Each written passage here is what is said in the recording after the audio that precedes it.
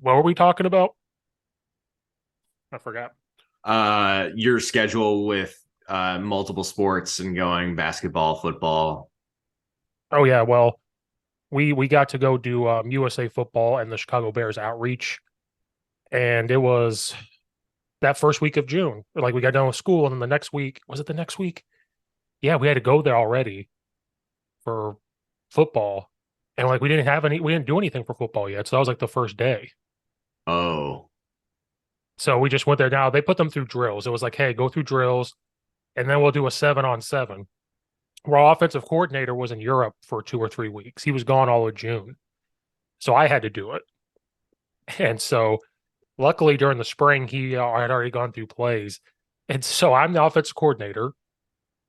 And I looked at the coach running the 7-on-7. It was just 4 teams.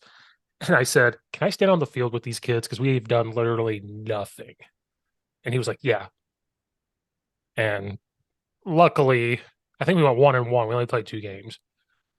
And then the next week, same thing, but we went to a different high school and it was the big 7-on-7 tournament. So it was 2 days and a lineman challenge. So it was like, we still haven't really had football camp, but we're going to go do this. that's terrifying. I would hate that as a coach. Just it's competition for competition's sake, but you're like, are we actually getting better? Like if we don't actually know what we're doing, is it that beneficial? Well, like last year, he was at the end of June. So at least we knew we could get like 3 to 4 days before going. And that's originally what we thought, but then it got switched to a different high school and then it got moved up like that. And so we were like, Oh, so what we did was during lifting, we go out there with no football, quote unquote, and go through stuff. But if you want to count as a contact day, you can. I think we have like 6 left over when it's all said and done. Like we're not using all of them. yeah, 25 is a lot. Uh, I feel like we butt right up next to it. I think we usually give ourselves like a little bit of a cushion. I still laugh that in Wisconsin when we had 5, and I'm like, it's a different world. Yeah, it's you. They have 5, and I think Indiana might have 5 too. I think Illinois has one of the most outside of like Texas and them. But I don't even know if they do. I don't know what they do. I don't know. I haven't signed a contract yet, so I'm assuming I'm getting paid, but we'll see. They've been good about it in the past. Getting paid in the summer, what's that like? I don't know what that. It's great. We get paid depending on how many kids pay for camp. Yeah, that's Don't worry, that's our next union battle right there. I mean, I'm sure I've told you, I feel like my second or third year of coaching, I actually kept track of like how many hours I spent like at practice and doing shit. And I was like, never again. It it's really sad when you look at it. Yeah. So for our school, they were told keep track of each coach's hours because they want data because we went to them, we said, hey, this is ridiculous. Like uh the amount of hours coaches are there. And then if we are low income, quote unquote. So if you have, let's say you get 80 kids out for football and 30 say we can't pay. Well, that's a lot of money that you're not getting. I'm not saying that much, but it's, before summer even started, we had 12 to 15 kids come up and say, well, we can't afford to pay for basketball, football, and baseball. Like we can't. Right. We're supposed to tell the district that. So the district was like, okay, keep track of every coach's hours. Well, before this dead week, the head coach was like, hey, if I calculate every coach, I think I'm up to like 80 hours combined for you guys being here, like combined. And I'm like, yeah, we're only in June. Wait till we get into July. And that's not including the time we totally don't practice plan or watch film during our day jobs. And Yeah. yeah, And then I looked at him, I said, well, what about basketball? If I'm here for an hour and a half or so, then I'm working a shootout. That's another couple hours a day. And you're like, now the reason why we host all the shootouts, because that's our fundraiser. So if you invite ah, 7 teams and they pay you, I don't know, $200, there's your money. But then you got to pay the refs. Then you got to pay this. But like that part kind of evens out. But like football's hard if you're low income.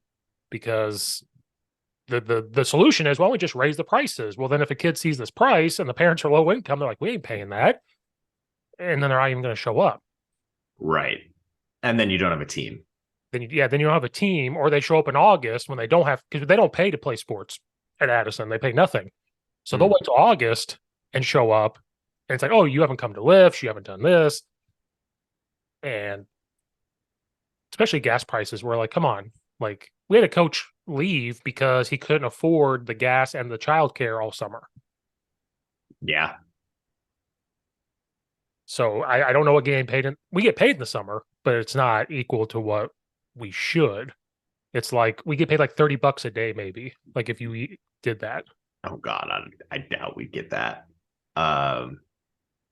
Yeah, I'm right there with you, and I sound like every other Chicago suburbs person, where it's like I haven't had to do the commute with the traffic and the construction enough yet, but I'm sure in season that's going to get real old real quick. Yes. So far, I have no traffic to drive through, but then we scaled it back to 3 days a week too for football. He's not going to do things on Mondays or Fridays. He's like, I'm only going to do 3 days a week. I'm tired of fighting the travel baseball. I'm tired of fighting, trying to get kids there 4 or 5 days a week. He's like, so we're going to do 3 days. We're going to get everything done. But then what started to happen was coaches poached that. So travel baseball coach like, oh, you got nothing on Fridays? Well, if you leave Thursday, we can get to this travel thing. And so we've already had that. Kids are like, well, I got to leave on Thursday. And we're like, no, you're not. Well, my parents already paid for it. And we're like, okay, well, so when you come back and a sophomore or freshman has taken your spot, or they get the first crack at it. Right. I have such an issue with travel baseball, and right, like everyone always says, and like we tell our kids, like, be multi-sport athletes. Like when you're in season for another sport, we make accommodations, we get it. But then when it comes football season, they have no problem being like, oh, well, travel baseball, travel hockey, lacrosse is getting that way. And you're like, we bend over backwards for these kids, like in season, and you can't give us the same benefit. Football coaches are the only coaches that promote like all the other sports and say, make sure you do this, make sure you do this. Then when it comes to like baseball, they're like, you don't need to do football. Like you just need to do baseball. But like our head coach looked it up. That travel sports stuff and youth sports is $1 billion industry. Like they make a lot of money. I've had people ask me football and lacrosse to do like independent lessons or like private lessons, and like the amount of money these parents are getting fleeced, like just because some kid played like D3 lacrosse somewhere. It's a racket, and it feels really gross. I actually don't like doing youth stuff for that reason. Because little Johnny to every parent is like going to go play D1 and definitely has the skills. And you're like, no, he doesn't. Like, but I'm not going to tell you that because I want you to keep paying. Yeah, that's their full-time job. And I was like, maybe I should make that my full-time job then. If they're making that much money and whatever, the amount of money they make, I'm like, I should do that. It's so gross. I can't. Like, I feel gross just talking about it. Well, it's the same with youth sports. They're charging $600 to play youth sports, like youth football, and you're like, $600. And if you're in a low income place, it's not going to work. Like my parents wouldn't pay that. They'd be like, "Good luck." Like you ain't playing. I was like 600. Like come to the North Shore. Like some of these lacrosse teams are thousands for like the summer. Jesus Christ. Yeah. And that's not including like travel to tournaments and all that. My future kids will not be doing stuff like that because I'm going to fork over $4,000 a summer. Like, who knows what youth sports are going to look like when we have kids that age. It's so disgusting. But I also know my wife and and we're probably not turning out any D1 prospects in anything. Maybe dance, but that's about it. My kid better go D1 to pay for the bills and the debt. Better do something. every parent just wants to like eats it hook, line, and sinker. Like Johnny can be D1 if he just keeps doing XYZ. And as long as you keep writing the checks. Well, like we have kids. What am I doing here? Okay. They're like we have kids that are like, well, we're not going to come all summer because of baseball and we're going to go play D1. And now we're starting to become the jerks that will look straight at these kids and say, hey, how many Division 1 offers do you have? Or what offers do you have? And they stutter around when they answer you. And we go, okay, what grade are you? Well, you're about to be a junior. Well, you would know by now if you were a full ride Division 1. Well, I go to these showcases and I talk to these coaches, and I was like, so did I. When I was in high school, I could have talked to any coach in the world. Doesn't mean I was going. So, like, and we told the kids' parents, like, hey, when you go to these showcases, go up to a baseball coach and ask them if they should be playing multiple sports because they don't have any offers. Why don't you do that for us? And then the mom never answered, like, never. It was like, yeah. And then I thought about it and I was like, well, think about it. I don't know if baseball coaching recruits tell them to play multiple sports, but by God, college football coaches do. They're like, go play another sport. I mean, just for the well-being of the kid, right? Like go work out different muscle groups, like go be a part of a different team. Like God forbid you can still get like a lift or two a week in and like be fine for football season. I know. I don't know. Baseball is killing me. It's stupid. And then parents complain about, well, we're paying this money, they're going to go do it. And I'm like, I get it. You paid the money. I get it. They're going to go do it. Don't pay the money. Or like be prepared for the consequences, right? Like you know the team rules and regulations and like yeah, like you said earlier, like when that sophomore takes your spot and like gets a crack at it, like you did that. Mm-hmm. Especially when, because I coach baseball, but, and like, you go through a whole baseball season, then you want to go through it again in the summer. Like, because in Illinois, we cram all those freaking games in like a month and a half time. Into the one nice month. We had 8 games in 9 days or 7 games in 8 days. I don't remember what it was Ugh. because we already had games scheduled and then they kept getting canceled, so they pushed it. So then it was we had a game Saturday, then we had a game Monday through Saturday that next week. Yeah. Similar things happen in lacrosse season. It's so dumb because then in Illinois you have a pitch limit, so kids can't throw. So then you think like because you have to submit it too. You have to put an IHSA website and it tells you when they can throw next and how many. Is it a physical pitch count or like days between? It's both. So like let's say a kid throws 28 pitches. He can pitch the next day, but he can't throw more than like 75. And he could throw under 30 for like 3 days straight. Then after that third day, he has to be done for a couple days.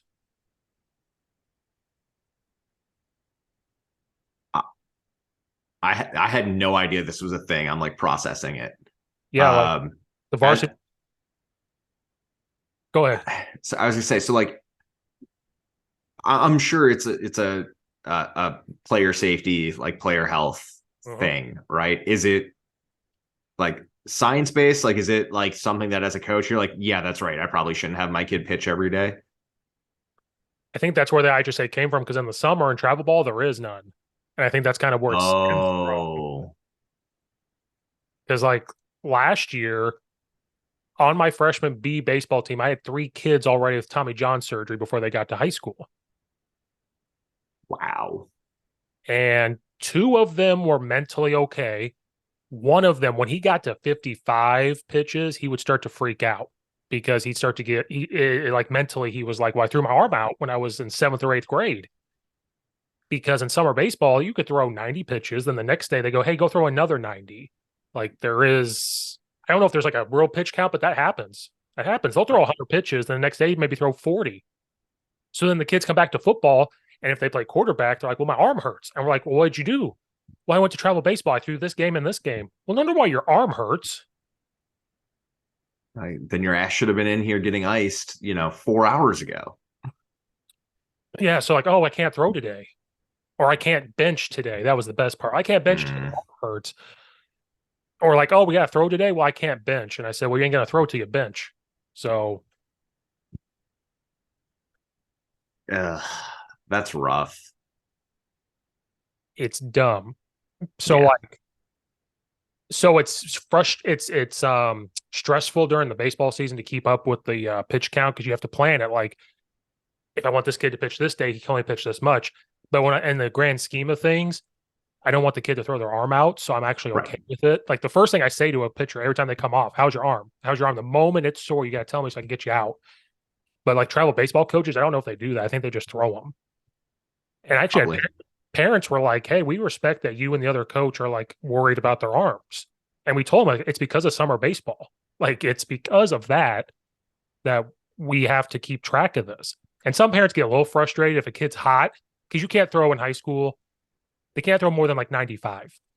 That's like the max a game, unless you're varsity. Varsity, I think, is 110 maybe, but freshmen, they only do 95.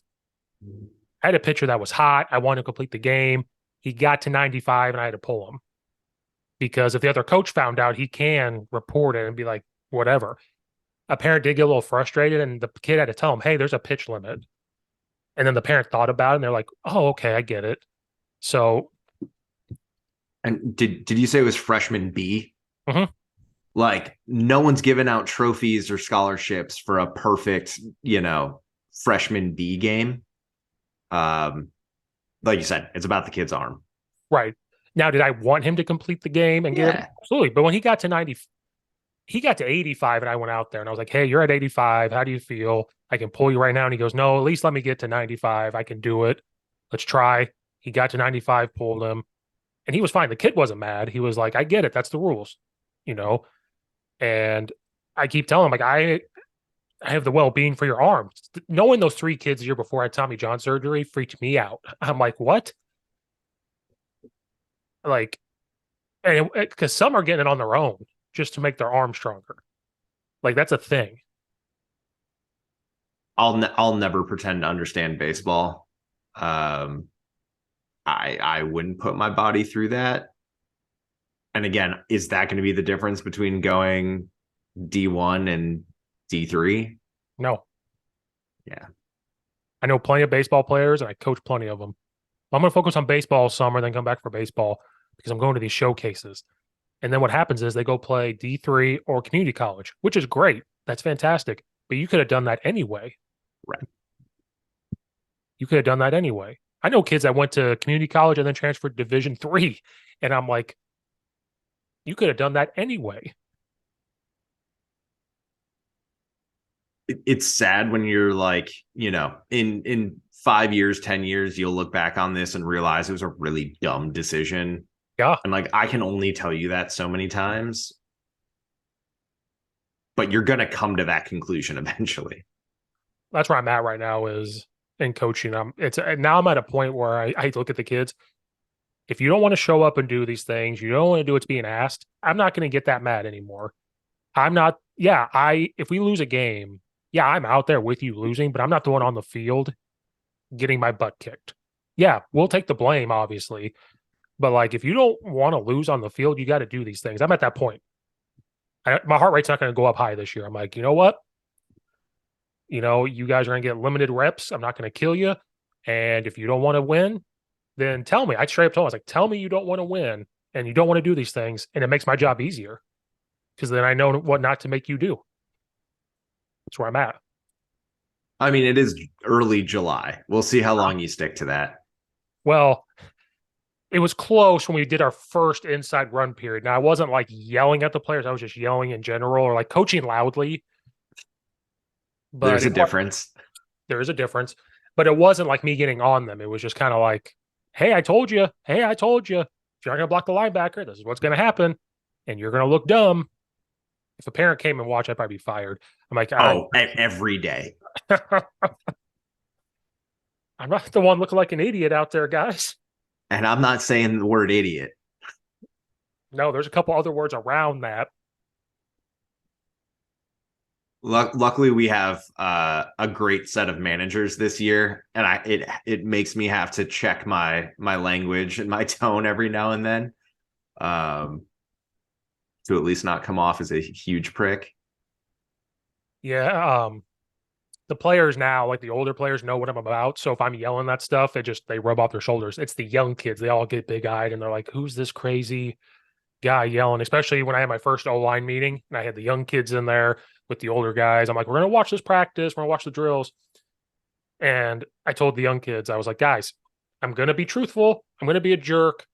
It's never personal, and I'm gonna say outrageous things, but we're gonna have a good time."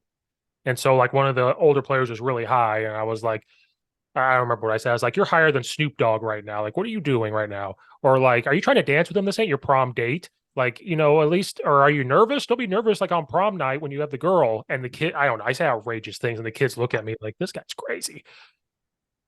I feel like we're very similar on the field. um, it's I have about the same exact like position group meeting, like almost verbatim, like you said. And like I'll always ask the older guys, I'm like, how many times have you actually seen me yell? Like angrily yell? And they're like, maybe once. And Uh-huh. I'm like, exactly. So if you guys hear it, you've messed up. Like I will not yell at you and like dress you down unless there is a reason. Yeah. Um, and let's be real, it's high school football. There's not that many reasons. No, no. But like then this year, I'm gonna make a commitment during the game. I'm not gonna get mad because I talked to a coach about that. He's like, I do all my yelling during practice. During the game, there's not much I can do after that. Like I can make adjustments, I can get on them, but I can't like get mad. And I'm like, I'm gonna try that. We're gonna see what happens.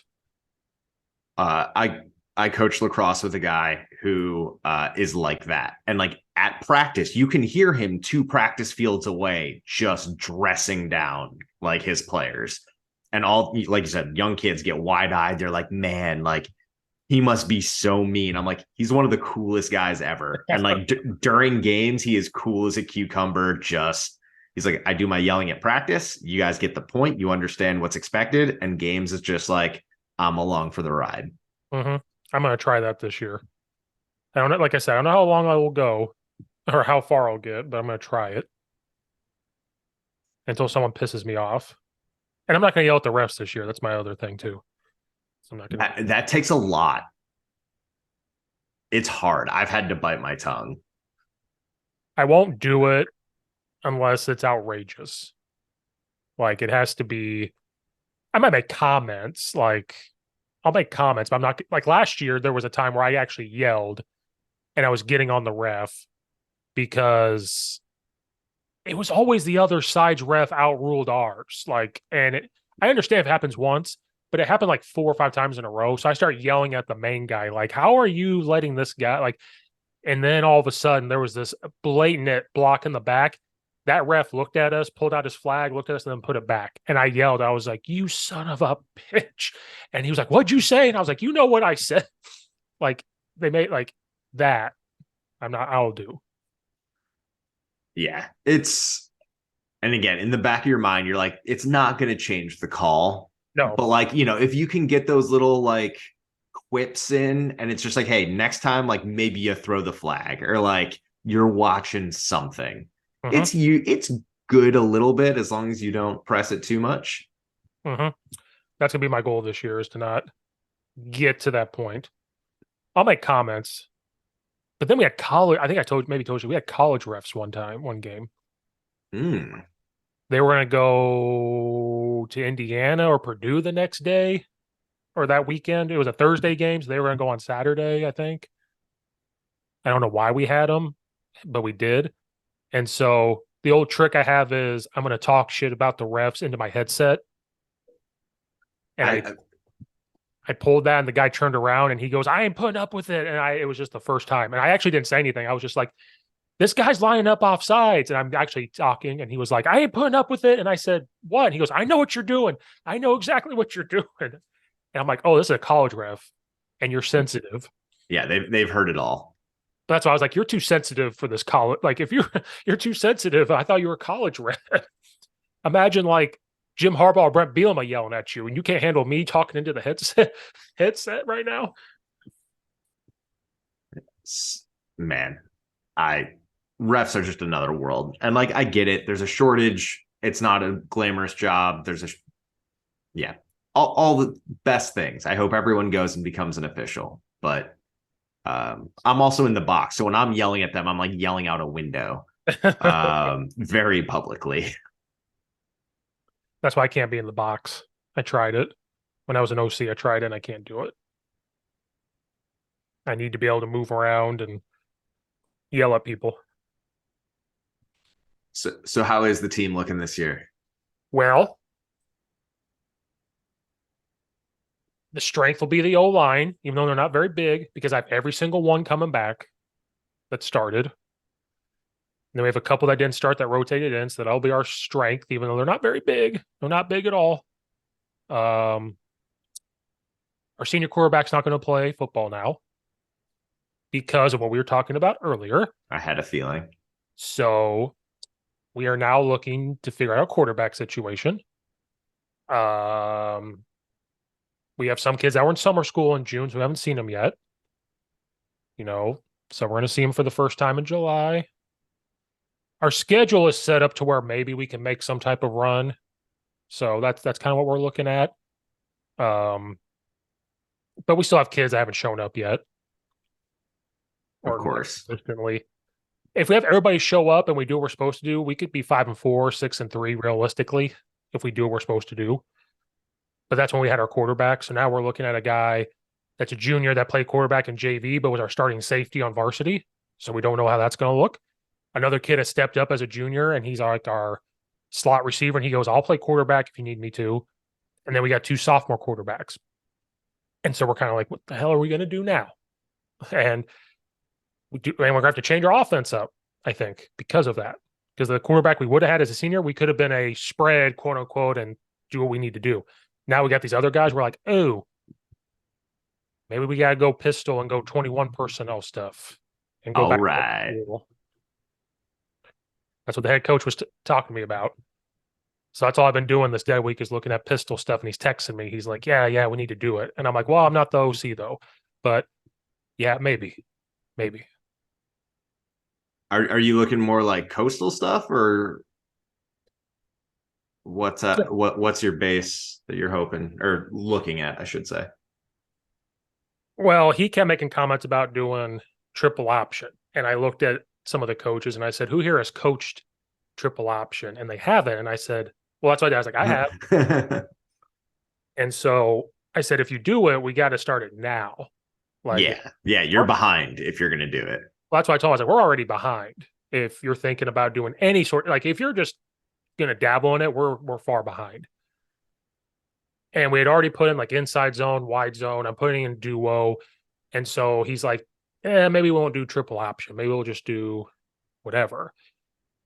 But he still wants the same motions. He still wants that type of look. Like if it was up to him, our head coach would be power eye all the time. That's what he wants to do. But that's why he likes pistol, because he wants that ability to like move the quarterback.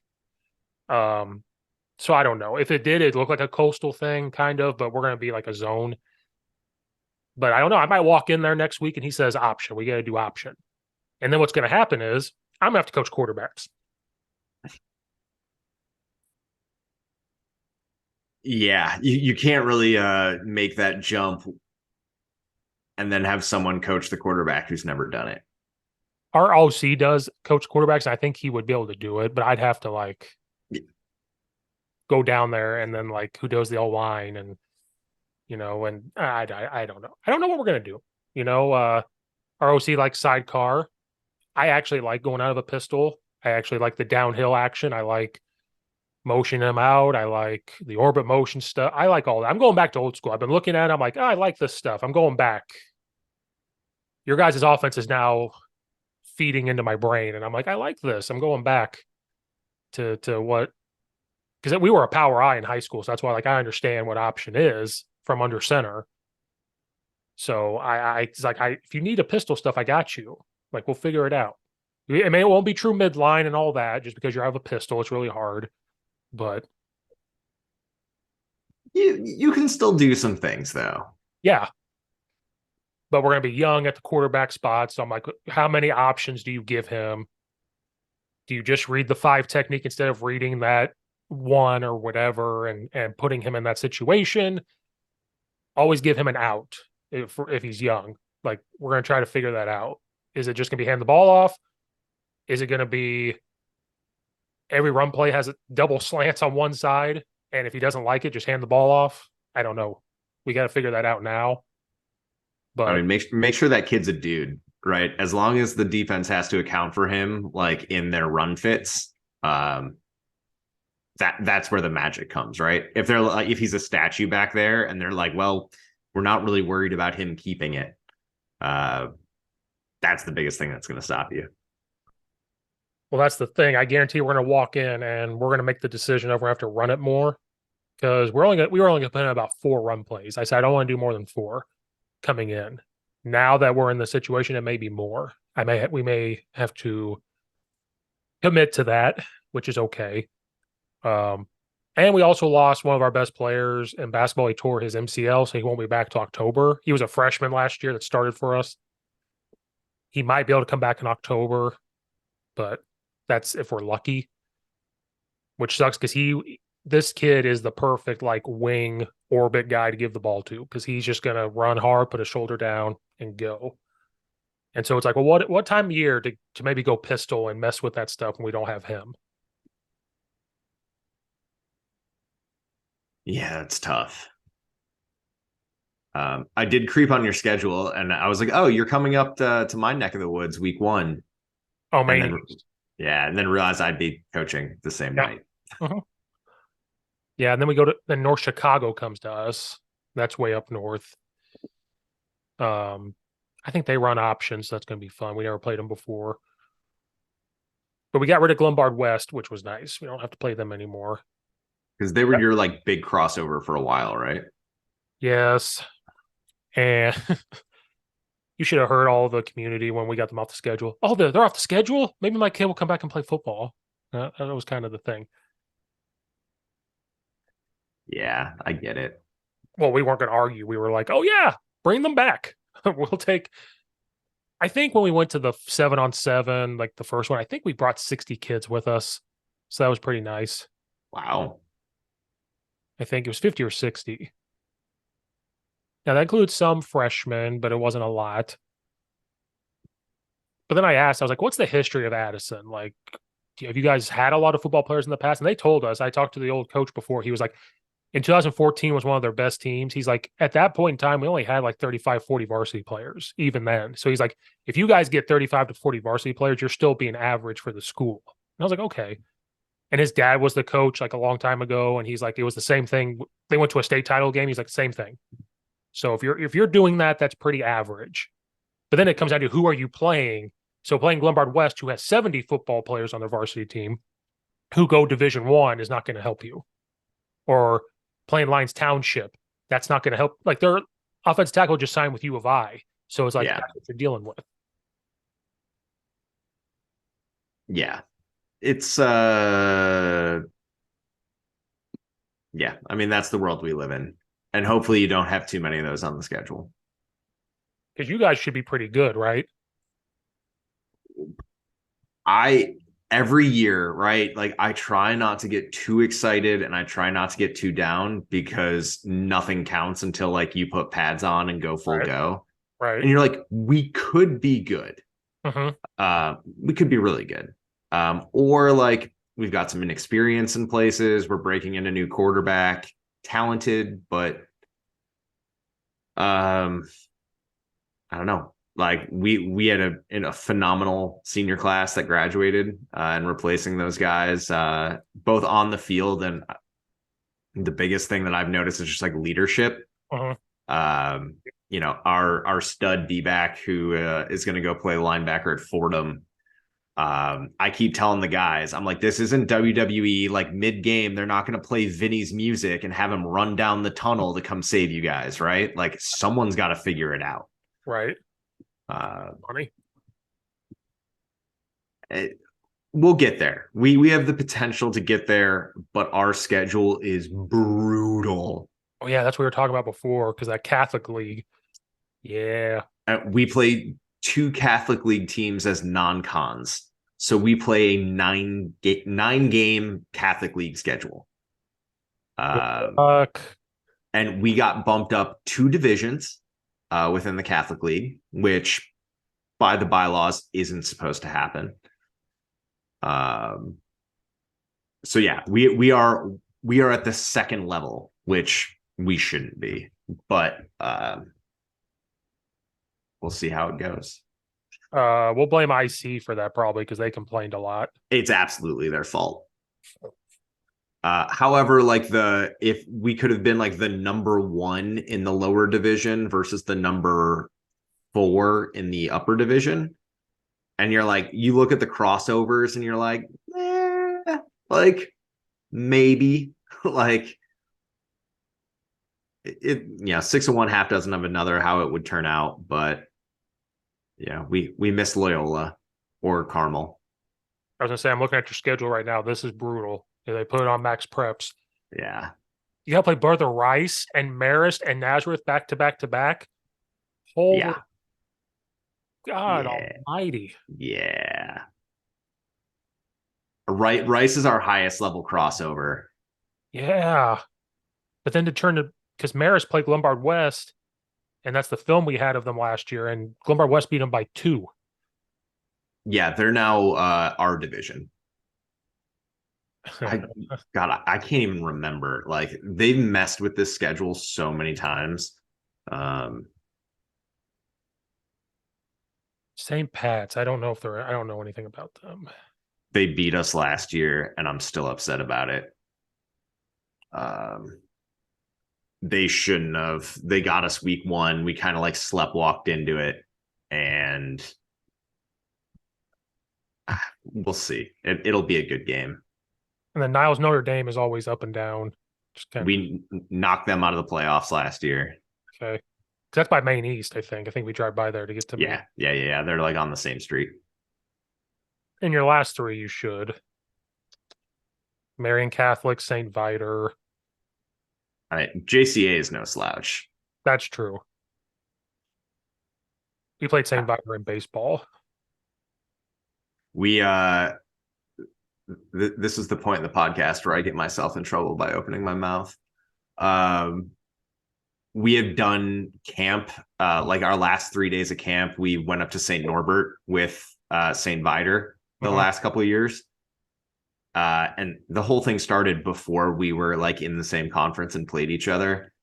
And then after the beat downs the last 2 years, they kindly said they did not want to go to camp with us anymore. They said F off. We ain't doing that no more. Yeah. So now we're going to Whitewater, which I mean, I know their football program. I have no idea what the camp is going to be like. That's one of the best Division 3s in the nation. Yeah. Them in North Central.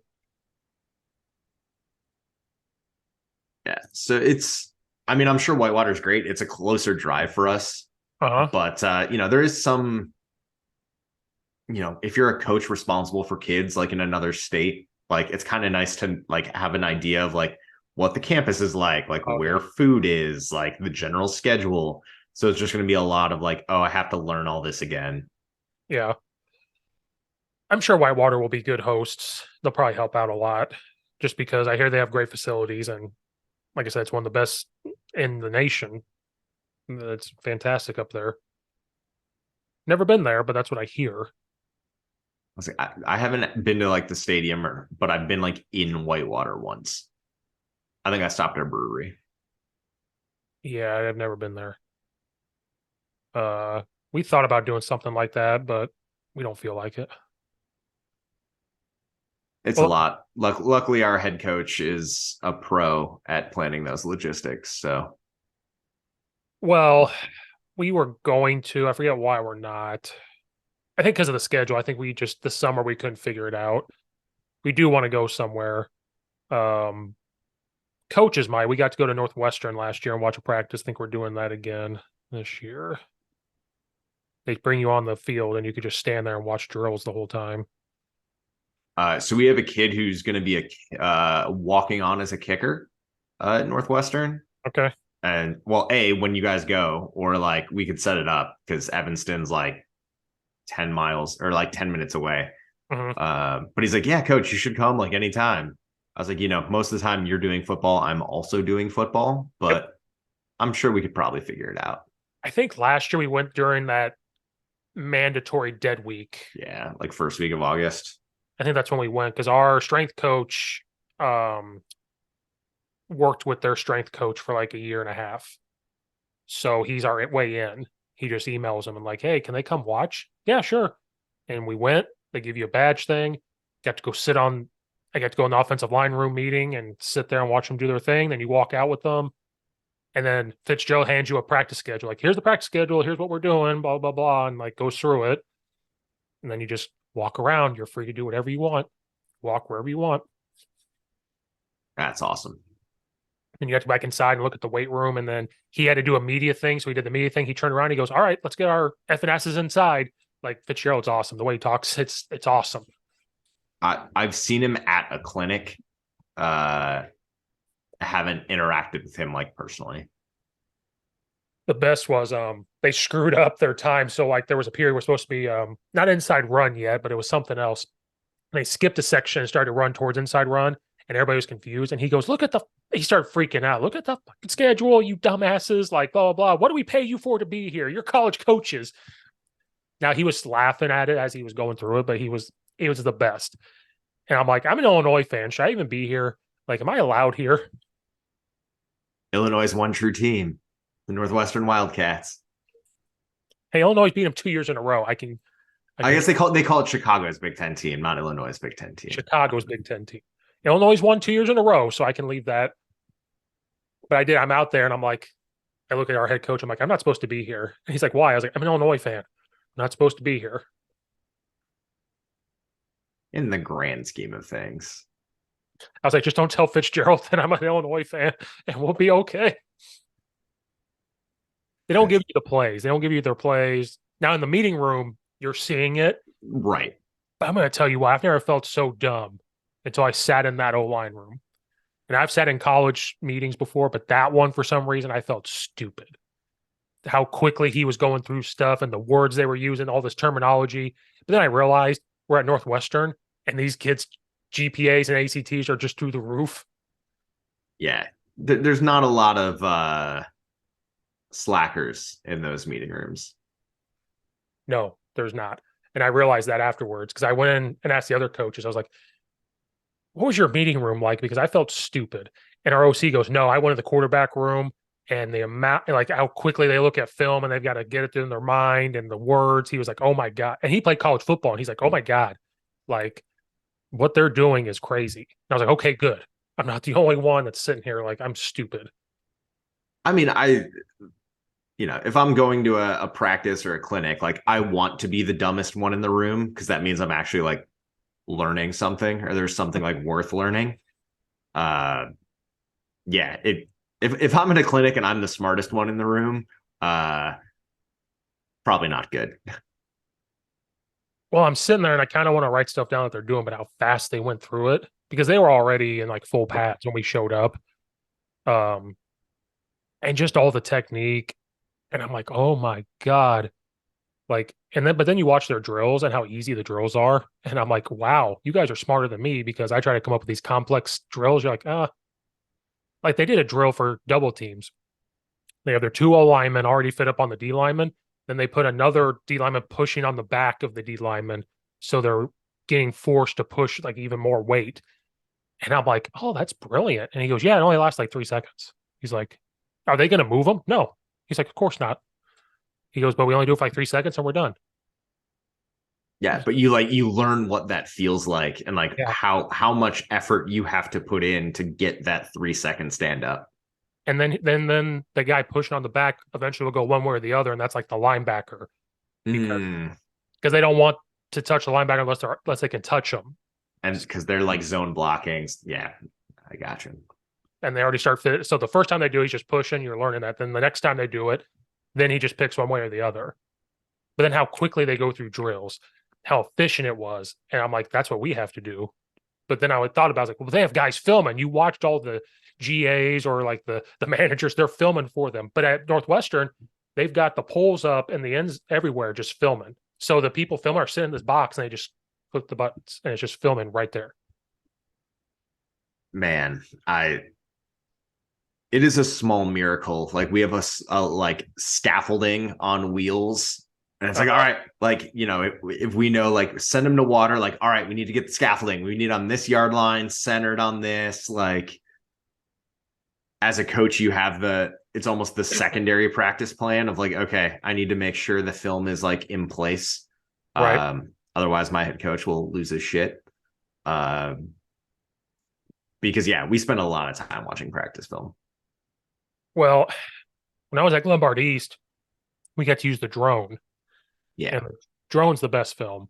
Then I got to East Aurora, and the drone broke there, and the AD wouldn't replace it, so we couldn't do that. Addison, they say we can't use the drone, and I say, is it because we're too close to the airport? And they're like, we don't know why. They just tell us we can't. And I said, well, what if we do it and ask for forgiveness later? And they haven't bought that in yet, but we're trying. But, like, does the drone exist? One of the coaches said he'll bring his. He's like, I Oh, have a drone that we can use. And we have fundraising money. He's like, how much can they really be? And I was like, you don't have to get the best one, most expensive one. Just get a decent one. He goes, I can get it with the fundraising money. And I'm like, you get permission. We had a brand new athletic director. So I'm like, get this guy, like, because then if you approve it, it's not just us. Like soccer can get a drone and use it, whatever they want to do. But I miss drone film. So now we have to set up the end zone camera if we want to go film, and oh, or I have to stand there with my phone like I did this past week and do it myself. Like that's where we're at. we just have a manager on scaffolding with an iPad. Like, We don't have a manager because our manager was a girl, but we're starting a girls flag football. So that's what oh, we're going to do. we've been very fortunate. Um, of course, last year, like, our manager was phenomenal. And of course, she starts like dating a player on the team. So Mm, the running joke was like, well, if you guys break up, Henry, you're out. yeah, you got to Because go. she is way more valuable than you are. She does way more than what you're doing. And mind you, he's the one that's actually kicking at Northwestern. But great kid. Uh, but yeah, you need to find someone's, girlfriend, or find the kid that's like medically, I guess, not redshirted, right? But like, Well, the kid so that tore his meniscus, maybe I can convince him, like, hey, you got to do all the filming because you can't do anything. right, like, if he's still coming to practice, be like, at least you've got a job, right? Don't just crutch around. Oh, we told him that. We're like, you still have to come to practice unless you're going to therapy, but mom has to call us and say that's where you're going. But he's an idiot because he's ahead. And so when he shows up, he's running, he's jumping, and we have to yell and be like, stop. Because he's not on crutches anymore. He's not in the brace. He's doing very like he didn't know he tore it. When he tore it, he was walking. His Yeah, his thigh was so strong that it was overcompensating.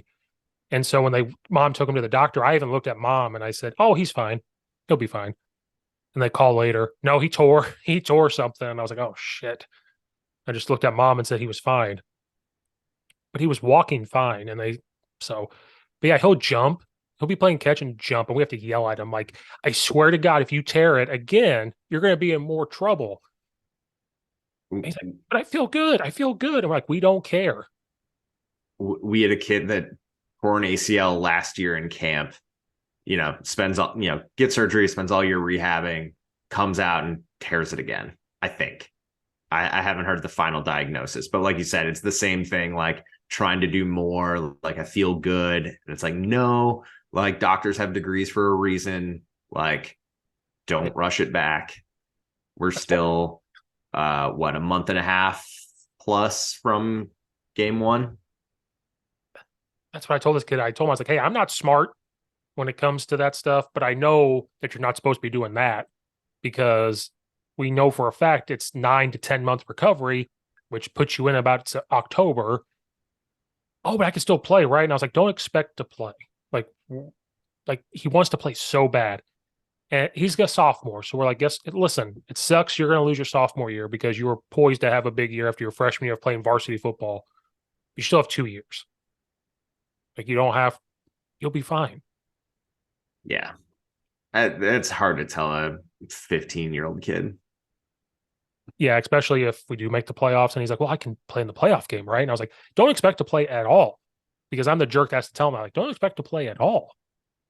You got to set those expectations, right? Like, if you play, it'll be a goddamn miracle, right? Like, everything right has happened from now until then. That's why I told him, I was like, it could have been worse, but you got the surgery. You're ahead of schedule. Fantastic. You're not going to play and you're going to come back even stronger at your junior year. And guess what? Nobody will have film on you from the previous year as a sophomore. Also, the fact that you guys are talking playoffs is exciting. I do that anyway. Like, our head coach is a psychology teacher, so he's been really big on how do I describe it? He's about leadership. He's about saying things and trying to fruition it into their heads. So if we keep saying it, maybe it like will sink into their heads, if that makes sense, type of thing. Yeah. But like I have to be positive with them. Like, hey guys, look at our schedule. I'm not an idiot. I'm like, guys, I know we're not playing so and so. I know we're not playing so and so. We're playing Maine East. We're playing North Chicago. We're playing whatever. It's the door is there for you to make the playoffs, but it's up to you. I'm going to put you in the spot that I think can work. I'm going to make mistakes. Blah blah blah blah. You're the ones getting your ass kicked if you don't win, and if you're not listening to what I'm telling us, we are all telling you to do. I mean, the door's there to go to playoffs because we look at who we're bringing back and who everybody else is bringing back. It's the door's there, but we'll be 5-4, 6-3, something like that, if it were to happen. It's exciting. That has not been the case recently. No, I think it's been since 2014. I think. I say I come in talking about the playoffs and then feel bad. I'm like, oh shit. No, I've coached playoff teams. That doesn't bother me. But what sucks is the kid, like, our kids don't know how to take compliments. That's the weirdest thing I've seen. There is, well, and also, COVID aside, right? Like, this is the age group that like was in, either early high school, like late middle school, that age group that really missed out. So yeah, there is definitely some of like, well, I'm also incredibly sarcastic. So half the time they don't know whether I'm being genuine or not. Mhm. But yeah, they don't really know how to take it. Like in the 7-on-7, there was times where I'd look at a kid and be like, "Hey, you did the thing you were supposed to do. Now I got to get them to do something," and they don't believe you. Like they're like, "Whatever," or, and I'm like, "Wait." And so I had to pull the kids aside. I was like, "Guys, most of you have known me for a couple years now. I've been here since 2020. Some of you have coached for a while. Some of you have me in multiple sports. I joke around with you. I have a good time. But you guys know when I don't BS you, I said, I don't have time to BS you. I'm 32, about to be 33. I don't have time to sit here and go, how can I BS this 15-year-old kid to make you feel good? So, like, the fact that you don't, when I say you do good, you probably did. And, like, we don't have time to deal with that. So, slowly it's sinking in, but, they're also quick to point the finger. We're dealing with COVID kids. We're dealing with whatever. So, That's better with than the kid. I try to like in drills, right? Like I don't need to like make a big point of it, but like, I'll make eye contact with a guy and just like give him a thumbs up. Just like, yep, like that's what I wanted. Like you did that correctly. The the worst is the kids that try to correct you. And they're like, no, I wasn't wrong. Like I saw XYZ. And I was like, bullshit. No, you didn't. Like I was sitting right here. that's the worst. No, this happened. No, I literally just watched you. It's the worst. And that's why during games we have huddle sideline. That's the best. When they say that, I go, well, then what happened here? We took the dive. We like sold out last year and got like, the tent, the big screen TV. So like after the offensive possession, you're projecting the iPad onto the TV. Be like, let me show you in 70 inches how wrong you were. Let me show you in HD how exactly wrong this was. Yeah. And it's like some of them you're just like, ooh. like not good. Um, it's always nice. Like if I haven't ranted, I love that our home sideline is away from the bleachers. So like we don't have Oh, parents behind us. yeah, So you don't necessarily have to be as mindful about what you're saying right. because no one can really hear you. But there have been times where, at away games, and it's like, oh, that's right. Little Johnny's parents are like in the front row in the TV that we're screaming at him. Yeah, Not screaming, but I've yeah. gotten over that. I've gotten over that. If they hear me, they hear me. That happened last year. I was yelling kind of at the trainer, but I was mainly yelling at the kid. And I churn after yelling, the athletic director standing right next to me and heard the whole thing. And I go, oh, shh. So I had to walk away. Then I had to come back and I go up to him. I'm like, hey, Matt, I'm sorry that I said those things right in front of your ear. And he's like, I've heard worse. So then I knew, I was like, okay, I'm good. Yeah. Sometimes that's all you need. It's just like, yeah, like I will show you I am conciliatory. And that's his way of just being like, yeah, no worries. Like, He don't even bother thinking about it. used to be a head basketball coach too. So he's like, I've Oh, heard worse. yeah. So I once I can't. get that validation, I'm like, perfect. So I can yell whatever I want. Perfect.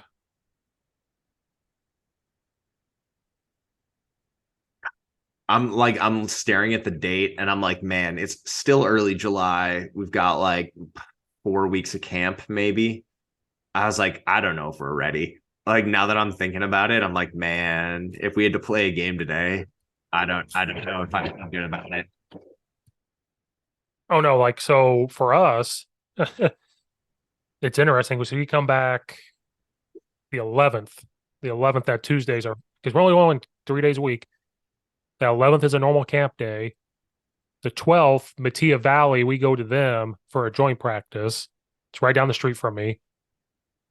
And then the 13th, I take some linemen over to West Aurora to do the Battle of the Big Butts lineman thing. And it's a huge event. So many schools are there. College coaches come there. Oh, Um, so like right when we get back, we hit the ground running. Like we haven't had shoulder pads on yet. Like that's where we're at. oh wow. I'm telling you, when I say that our head coach is like F everything, if you guys don't want to commit, because he has 4 kids at home. So Yeah. part of it's like, if you guys can't commit to all this stuff, we're going to give you 3 days a week. I'm not fighting this baseball, basketball stuff anymore. If that's what you guys want to do, whatever. We're going to roll with the kids that show up. So Tuesday, they're going to come in with helmets and shoulder pads on for the first time. And then we have to go play another team or practice with another team. But we're hoping like, oh, they're going to kick your ass and be like, see, told you. It's such a double-edged sword where there's either like, oh, you get your ass kicked and like that motivates them. But I think almost worse is like when you do really well against a team that like is not very good. And you're like, guys, like, don't be that excited about this. Like, this is not indicative of anything. That happened in the 7-on-7. One of the first team we played is not a good team. They're not, and we beat them. It was our first 7-on-7 game. We beat them, but our kids said, I kept saying good job, and this is where I realized they don't believe us. I kept saying good job, and they said, well, this team sucks, is what they said. And I finally looked at all of them and I said, who do you think we are? Like, did we win the state title last year? Did we make the playoffs last year? So who are we to look at another team and say you suck? And I said, this is what you're supposed to do. This is how you're supposed to beat a team. And then the next team we played was so physical. They were throwing us off the line and they beat us. And I was like, oh, wait a minute. You guys were cocky just the last game. Now all of a sudden you're not. And that's how truthful I am with them. And like, because I have the head coach's blessing. He's like, as long as you don't make it personal and say certain things, say all that stuff, whatever you want. And so hopefully when we go play this team that's bigger than us, if they beat us, hopefully it's one of those things where like, hey, they were prepared and we weren't because you're choosing to do other things that aren't getting us prepared. We'll see. Because then the next week after that, 2 teams come to us for a joint practice right after that. Oh, I haven't even looked. I think we have a 7-on-7 or 2 scheduled, but like, for us, it's not With the 3 like passing plays. exactly right. Like, congrats. We can still tear teams up, but you know, we're not practicing our strength. That happened at the 7-on-7 we were at. The team we beat, he was like, "We're a wing." It's a brand new head coach. He goes, "We're a wing T team trying to play in 7-on-7," and we beat them by like 30. And he goes, "I have like 2 passing plays out of like 5 formations," and so I was like, "Guys, this guy they have 2 passing plays and we had like 8." Yeah, it's there's a little bit of coach speak, right? Like you can rah if you need it, but I feel like more often than not, at least like if your team understood, they're like, coach, they sucked. Like you can be like, yeah, they did. Mhm. Um, Then we get our butts kicked. I'm like, guess what they're saying about us now? right. Sucks. Which kids don't think like we all did. If a team said that about us, we were like, oh, okay, like at least you're gonna earn it. Like if you're gonna beat us, you gotta earn it. Our these kids nowadays, maybe not you, but not even just our team, other kids are like, whatever. They just roll over. Yeah, there is a weird psychology to that. You don't want to be like invested in a bad team, right? Or like, hey, if we lose, like the team lost, I didn't lose. Uh-huh. Luckily, we've had pretty good leadership.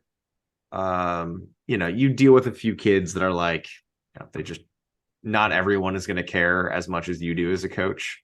Uh-huh. No. But you can motivate the ones that do.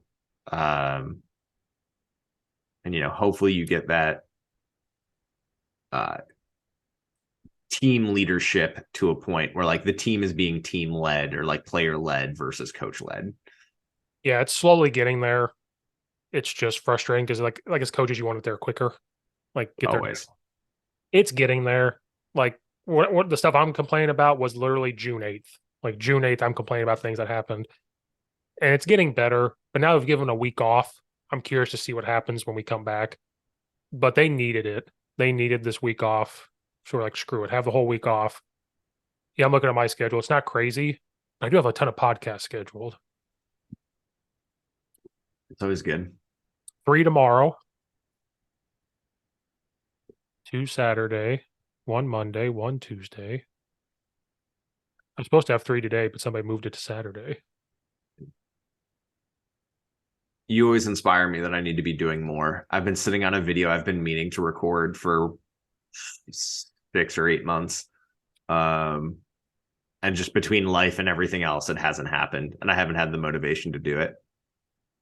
I didn't either during baseball. I tried. Like when you hopped on, I think during baseball, I tried. And then I was like, June and July, I'm going to hit the podcast game running. Then June hits, and I realized how busy I was with basketball and football. And I was like, you know, it's okay. And then all of a sudden, this week off came up, and I was like, screw it. And I started sending messages out. I was like, screw this. Let's go. And then it's so annoying because I have to send a schedule out to people. I'm like, yeah, this day I'm available at this time, this day, this time. And it's so annoying. I know I'm so annoying, especially if they're college coaches. I'm like, I know I'm annoying. I'm sorry. But I weirdly like we moved and like I don't have any of my football stuff up in my office. So yeah, again, I look like I'm in like the casting couch room. And I feel like once I get my cool stuff in the background like you do, I'll feel more inclined to record stuff. Either that or I look like a prisoner. Like I don't really know. can't get the casting couch now out of my mind now that you've said that to me. Sorry, it's really funny. We shouldn't know what that is, but we know what that is. Kids don't know what that is. How do you Nope. feel about Army changing their offense? I speaking of which, I realized it's like football season is here. I had 3 coaches reach out to me this weekend. Just random triple flex bone questions. Yeah. And I'm like, oh, that's right. It's that time of year. But I did see on a subreddit a discussion. I think Army's gonna struggle. Um, before God, we would have been young, like middle schoolish, like when Army tried to do what everyone else did, and they were, like a 1 win, 0 win team, doormat. I don't think it'll probably be like an immediate decline, but I don't I don't feel good about it. Well, Can I tell you a little secret? Yeah. I might be getting their OC on here when he gets back from Europe. Really? I The new will one. coach how do you say his last name? Oh, screw. Not the new one. He's been there. He's the co-OC. Why can't I not say his name right? Where'd he go? I just messaged you. Drinkle? Is that how you say his name? Yes, that sounds right. All I did was tag him in a tweet. And then he sent me a message. He's like, I'm in Europe. I'm back this day. We'll talk. Is he He came from okay? Kansas Wesleyan a couple years ago. I hear nothing but good things about him. I've heard good things. I'm trying to think. I had a guy, someone who I've talked to from my channel. Oh, he's from Bettendorf, Iowa. Funny story. I know people from there. Their tight ends coach or something like that. Or was that Navy? I'm doing way too much. I'm trying to look this up on the fly and talk at the same time is not a good idea. Yeah, he was their tight ends coach. Oh no, he went to Navy. Sorry, I'm thinking someone that I knew. One of his head coach went to Navy, not Army. Um, we'll see. Like they could do a coastal thing, but I think the more they try to do traditional stuff, um, you're gonna run up against defenses that are built to stop it, and you don't have the linemen to run it. Well, did you read the article they wrote about it? Like this long freaking article on Sports Illustrated. And that's how I found out because somebody shared it and they were like, something about modern offense with Army. So I read it and it's long. It goes like the history of, like you were talking about when they used to try it, blah, blah, blah, blah. You know, Monken, where he comes from. I know the Monken family, a bunch of them live up here in the suburbs. Like I know they're not going to go full on modern, is what I was getting from it. They're just going to be like I could see them being like in Iowa, like we're going to be I formation. We're going to try to do these things, but we're not going to be full. Like I don't know, I just don't see them doing full spread. I don't see them doing that. No. I like you have the very obvious and like disadvantages, right? Like those have been belabored. So you either have to be like flex bone triple option, Uh, or you need to go like the complete other end of the spectrum and be like air raid and just be like, you know what? This is what we're gonna do. And you kind of have to sell out in one direction or the other. I I hope I'm wrong. Well, actually, that's not true. I hope I'm right. Because that kind of like backs up my thesis. But I don't. they could go Coastal Carolina, which would be cool. Well, old coastal, Yeah, not because they're at Liberty now, right? Like the whole staff. yeah, which I can't root for them. I can't. I almost had their OC on here, and then that whole transition happened, and now it's I can't get him. But that was exciting when I might talk to a guy from Army. That's kind of cool, Yeah, I'm stoked for you. and a guy from the Like, Raging Cajuns, their old line mm, coach. All you gotta do is I'm annoying. I literally tag him in tweets, or I just send him a message. I'm like, hey, so like I just talked to the old line coach from Akron this morning. holy shit! I didn't realize Army plays at LSU. Oh my god, I didn't know that. Get wrecked. Um, Oh, and that's and they play coastal too. the coastal Uh, won't be the same. no, it won't. But and they play. Nope, never mind. Sorry, I had a different thought. Um, I don't know. I think Army and Navy are both going to be in weird places. Um, which good and bad for me. I can just focus on Air Force, um, who's going to be the standard bearer and probably still win 10 games again. Yeah, people I forget about Air Force sometimes. And I don't know why. the stuff they're doing is so interesting. Again, I have to watch plays like 5 or 6 times to be like, wait, who is that? And like, you know, trying to determine who's unblocked and what the actual play is. And you're like, they're still running kind of your base stuff, but they have so many different formations and personnel groupings that it looks crazy, Uh-huh. but they're still only running like 10 plays, right? Like, and they do it really well. Yeah. Yeah. I forgot you're still the Flexbone 101 guy, so people are still going to ask you. I keep forgetting, like, you're still that guy. And I forget sometimes. It is exciting. I need to get back into it. I haven't done as much content stuff as I've wanted. Um, What you do takes a lot of time, like that. it does. I can easily make the excuse that it takes a lot of time, but at the end of the day, like video editing, whatever, it's the actual recording. And then you have to go through the thing. I'm sure you get to it where you're like, I hate the sound of my voice. It's like when you hear yourself on an answering machine, which for kids listening is what you used to talk into to give someone a voicemail.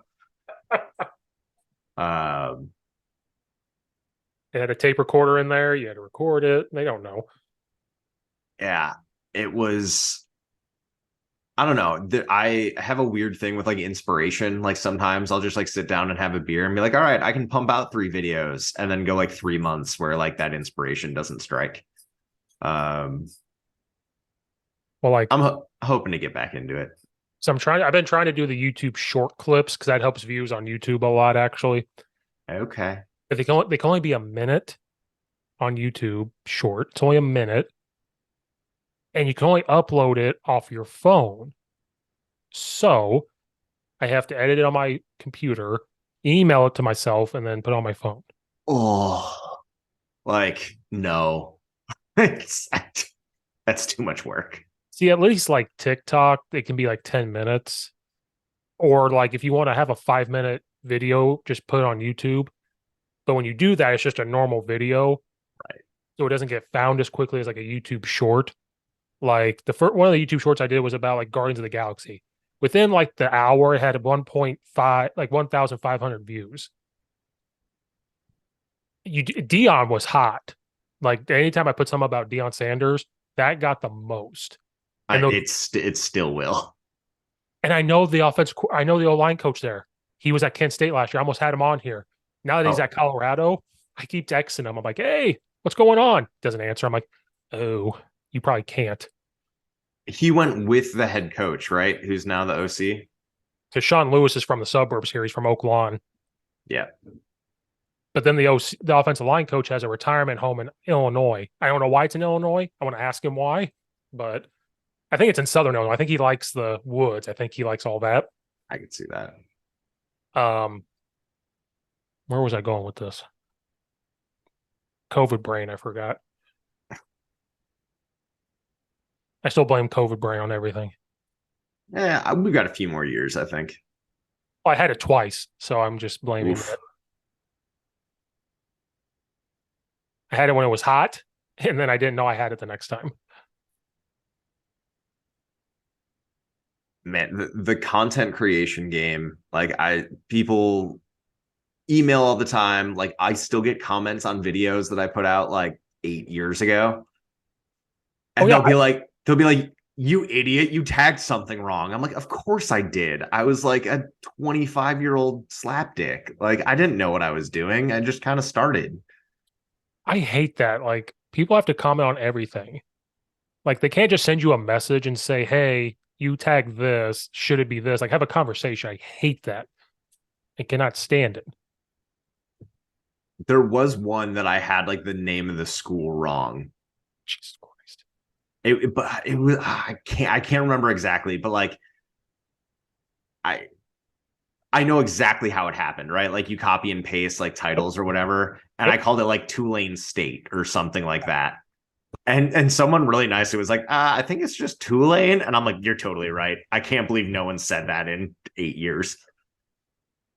Well, that happens on these YouTube shorts I do. So like it sounds like a lot of work and it might be, but it's really not. There's that app, CapCut. that you can put on your phone. Like I found it. It's free. So if I make a clip, I make the clip on my computer, but like whatever. Send it here. I put it on CapCut. Then that's where you get the audio, like the captions.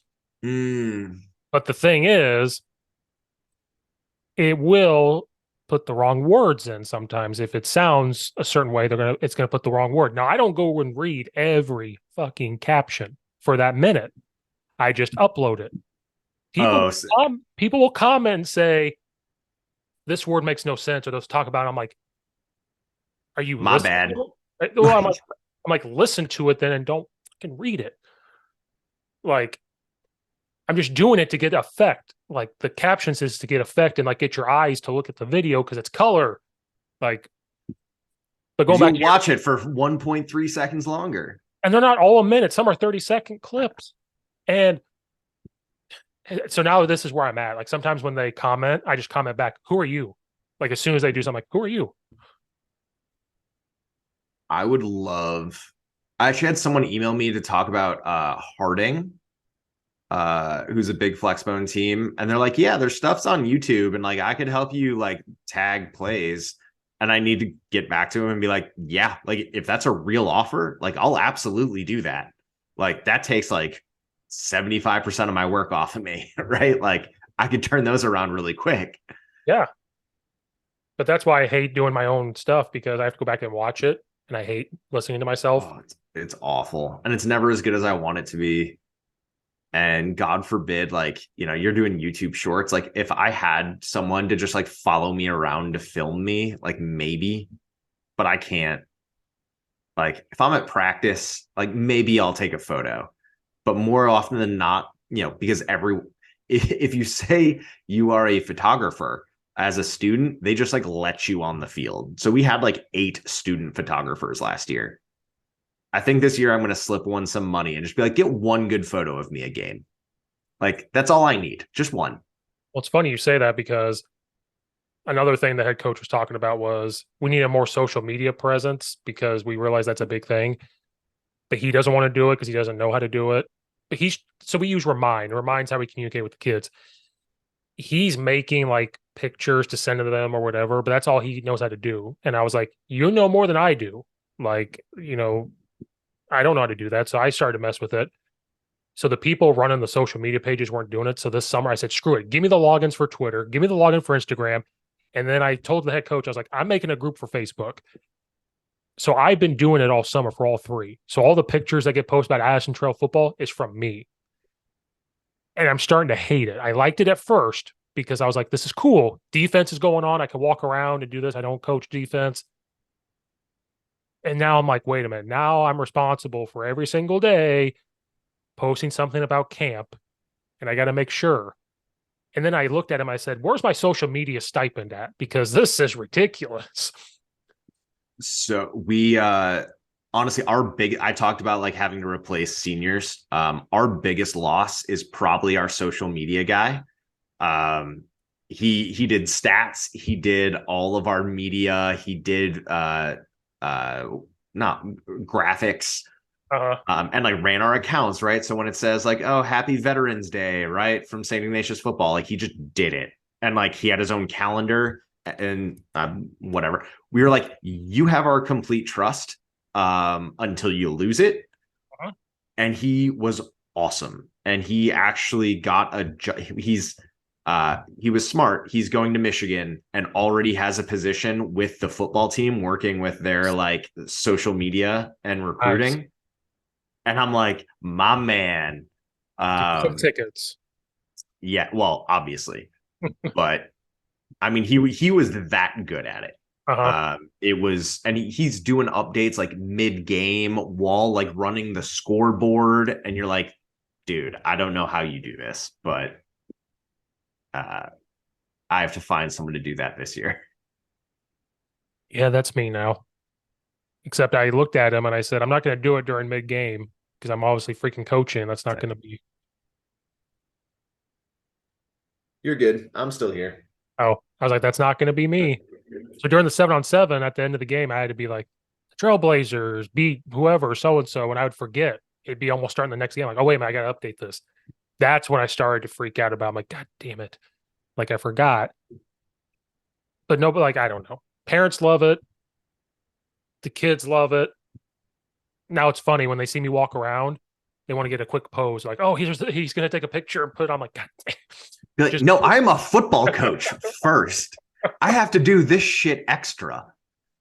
It's the I same know. way I feel about like having to put up the end zone camera and like make huddle sideline work. It's like I'm actually coaching. Like I'm in the box and I have responsibilities. I can't be doing this all game. Well, the last week, they had the Marines come out and put them through a workout. Mm. And I was taking pictures, and one of the kids goes, I know that's going on Instagram, coach. I see you. And I'm like they already know. They're like, he's a social media guy. I'm like, oh, but I'm also your goddamn coach. So don't forget that. Yeah, the things we have to do on top of knowing our position groups and what they're supposed to do and tagging film. Well, now I hold it against them. So we did a fun thing where they do the fireman's carry in their squad groups. And so this kid who weighs like 170 tried to put this 270-pound kid on his back and he fell. And I was taking pictures and I said, you keep messing with me. You see this picture and he's like mounting you. I'm putting that on Instagram. And he goes, no, no, no, no. And I was like, don't mess with me. That's really funny. Or I'll make a Snapchat for the team and this is going on Snapchat. And they're like, no, don't do that. And I'm like, so now anytime someone messes with me, I'm like, hey, I have blackmail now, guys. Because you don't see me coming up behind you. Take this picture. Man, more power to you. It's one of those things that like could I do and would I sort of enjoy it? Yes, but like at the expense of everything else. Like I don't want to be updating stuff like in the off season or like Sunday afternoon. Like I It don't know. really hasn't been that bad because I'm not like, I don't have Photoshop. I don't have that. So I'm not doing that. I do the free stuff and it's quick to put the picture up. It's quick to put a logo for 4th of July. That took me literally 2 minutes. I told the head coach that I said, hey, I'm not good at making logos and doing this. So if somebody on staff does and they make it, email it to me so I can put it on there. If we find a student when school starts, they can do it, have them do it and email it to me and I will put it up. I don't mind taking pictures and quickly uploading them while I'm standing there. I have to remember to do it, but I don't mind. Now, if you want me to create all this stuff, I don't know how to do it. I'm not savvy. Like, be lucky that I'm doing this at all. Like, but we do need a social media presence. So I was like, here's the best I can do. You give me the schedule and I'll send it. Like, but I'm not making it. So, I mean, it hasn't been that bad, but like this week I had to put all the Blazers this week have the whole week off. Like, don't worry about it, blah, blah, blah, blah. Then on Sunday, I got to remember to put, hey, this week on Tuesday, whatever, Wednesday, we're going to Matia Valley. And Yeah. You got to find a manager. we're going to try, but at least for the summer, I said, I'll do it in the summer when we get to school. Like, and then I know what's going to happen. The basketball coach is going to find out I'm doing it for football. He's like, hey, you want to do it for basketball too? Oh, Nope. Nope. hell no. Nope. Make the freshman B coach do it, not me. Nope. Mm-mm. No. I already get yelled at for how much time I spend on my phone. I couldn't imagine managing an organization's social media. Well, I made the Facebook one. The Twitter and Instagram was already made, and they just gave me the login. I made the Facebook one Nope. because I had to. Facebook is like for the parents, No, Instagram's for the kids, I know. Twitter's for everybody. Now you got threads. I was just gonna say now we're both on threads. Do I have to make a thread? 1, 2. Bless it. If you've already got the Instagram, I think it's an easy add-on. I know, but God bless it. That's just another one to worry about. There, I've read something because I get way too nerdy about this since I work in tech. Theoretically, Threads it has some like open interoperability language where like you'd be able to update multiple like social media networks based on like threads. and I have no idea what that's going to look like yet. But I think you used to be able to use something like Hootsuite to be like, oh, send this to Twitter, Instagram, Facebook, and so it's just one message that gets disseminated out. I think we're getting closer to that again, but I Yeah, can't say for sure. I don't know how I feel about it. Eh. It says that's 50 million signups already. Well, because anyone that has Instagram, it's easy to just be like, yes. Well, the best part is everybody's signing up on it and they're saying, fuck you, Elon Musk. And I'm like, oh, you're really sticking it to him. Who cares? Whatever. I want to, next time I see it, I'm going to comment and be like, but do you still have Twitter? Yeah. It's I've seen enough social media sites like rise and fall in my day. So we'll see. If it works out, great. I actually need to get my like Flexbone 101 handle or whatever. I hope someone doesn't steal that first. I did see a funny thing. If who was the MySpace guy? Tom. They said if Tom comes out with a social media page, it's going to destroy Twitter and Threads. Like that'll be the ultimate comeback. Oh, man, MySpace was the best. Uh just that whole time period, right? Like Is you it had still, is it still out there? Because I never deleted any of that. I'm sure it is somewhere, right? But like you had your top 8 full of drama. Like you tried to put what you were interested in. You could put your emotional song lyrics. Like that's how people learn to like code HTML. You're like, how do I get like the counter on my site? That's how I learned. Exactly how it went. And look where I am now. I remember when Facebook came out, I was like, that sounds stupid. MySpace is the way to go. You're like a few years younger because they were allowing high school kids on Facebook probably at about the time you were in high school, right? When did Facebook come out? So I remember you had to have a university email address up until like '05, maybe '06. Yeah, I think I got on Facebook in 2007 or 8. Yeah. Came out in 2004. Okay. So yeah, because I remember it was the big thing in high school when you got like admitted to college and you got your college email address. You're like, oh, I can log in. I can sign up for Yeah. Facebook now. Yeah. I think it was 2007 or 8 I got a Facebook. Because I graduated high school in 2009. Yeah, it was something like that. Yeah, that's about right. Because you could use your personal email at that point. Yeah, so they were letting the normals on it. And then my cousin, Twitter was already out for a while, but nobody knew or did anything. So my younger cousin signed up for it and we made fun of him. So we were one of those kids that were like, well, ironically, we're going to make one so we can make fun of you. And I still have it. I had the Twitter thing come up and say I've been on there for 14 years. And I was Oh like, man. oh my God, has this account been open for 14 years? Oh, that's like one of those like, oh, like I already feel old enough as it is most of the time. Well, I'm the freshman basketball coach. I'm like, those kids, I've had a Twitter account as long as they've been alive. Yeah, I frequently say like, oh wait, you kids don't remember 9/11. No, they weren't born yet. Um, yeah. They don't know Y2K is. They don't know 9/11. They don't know. They're not about to know the 2008 crash. They don't know any of that. Oh, I try to explain to my players that like the cultural phenomenon that was Jersey Shore, Or Jersey Shore. like, and you're just like, this is what we did. Like, there was no Twitter, there was no memes. Like, you just got together and then you yelled Jersey Shore quotes at each other. And they're like, oh, Jersey Shore family vacation. I'm like, no, nope, not that one. No, the original, the OG. Or One Tree Hill. I had a kid watching One Tree Hill in Oh, class.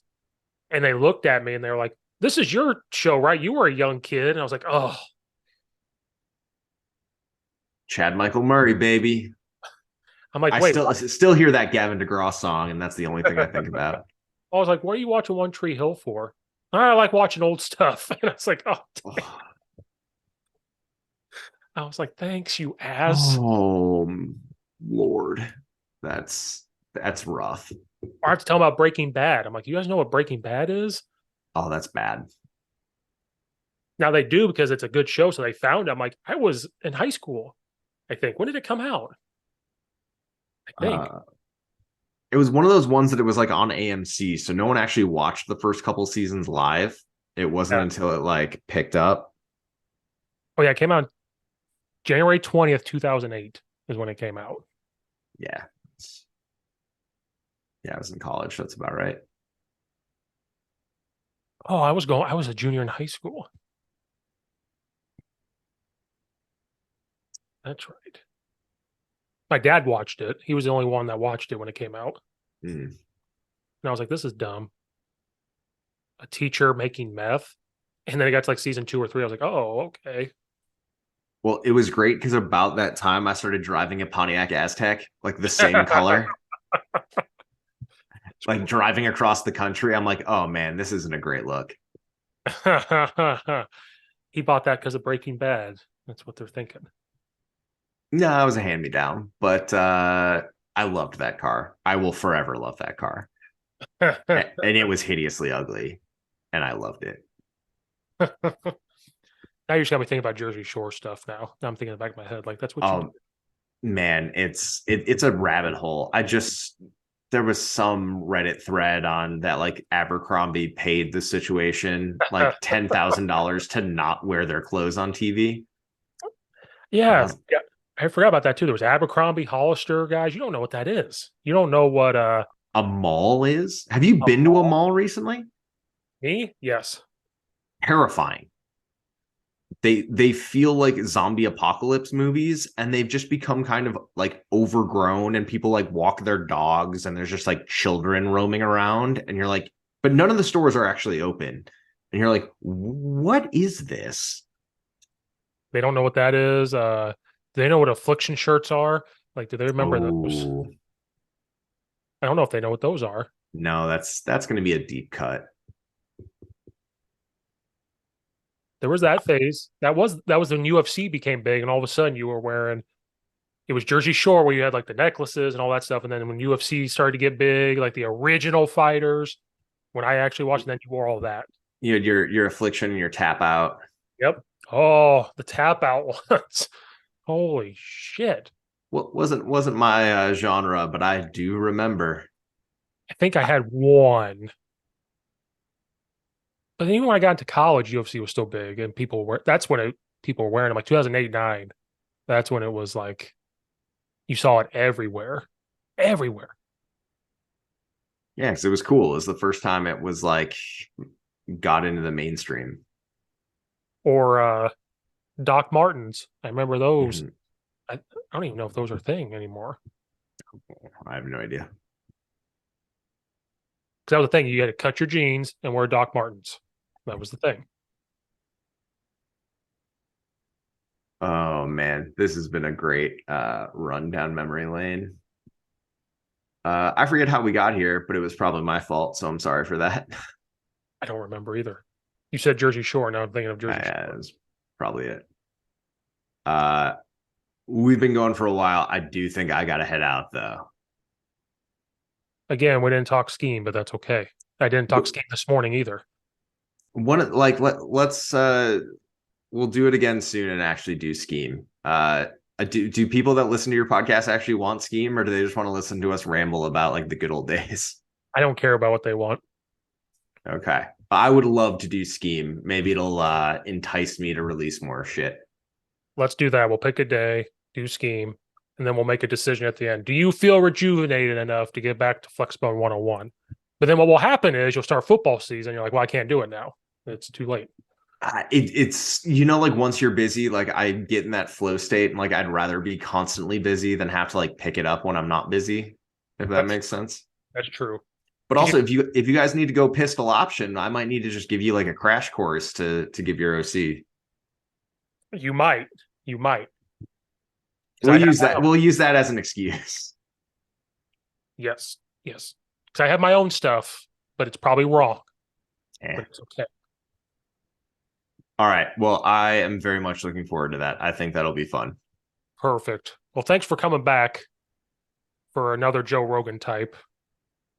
No problem. I think this put me at what, 4 times? Yeah, 4 or 5. Yeah, Who's got the record? you might now. All right. All right. Let's get that scheme stuff planned. Let's go. Yeah, I think you are. It's either you or Arnett. Yeah, I think it's you. Now that I think about it. I might actually like prepare shit. I do have Banster coming tomorrow. He might be tying you tomorrow. Ooh. I haven't talked to Banster in a while. He got a new head coaching job I know. and he's hard to get a hold of. Like even trying to get him tomorrow was a pulling teeth. Man, some people just get so famous. They forget us little Oh, guys. when he hops on tomorrow, that's the first thing I'm going to do is on recording, I'm going to give him shit. And he can't say nothing because he knows if he says something to the wrong thing, administration hears it. So I'm like, not me. I don't care. I'm not the head Yep. coach. We're safe. Well, make sure you give him some shit. Give him some shit from me too. Oh, I will. I definitely will. He already told me, he's like, hey, 10 a.m. Then he already said, I don't care if this is recorded. He's like, hey, try to go earlier. And I'm like, who are you to tell him? I'll just hit record and be there. You show up when you can. I have one at 8 a.m. So that's why I said, hey, when Oh, that one's done, we can immediately hop on. Then I got one at 2. I'm sure it'll be fun. Oh, and then your boy Kenny Simpson will come on Saturday. So that would be All right. maybe. It's always maybe, right? Until someone's actually on. Okay. Well, thanks for coming back on. We'll get the scheme one set up for the next one. All right. Sounds like a plan.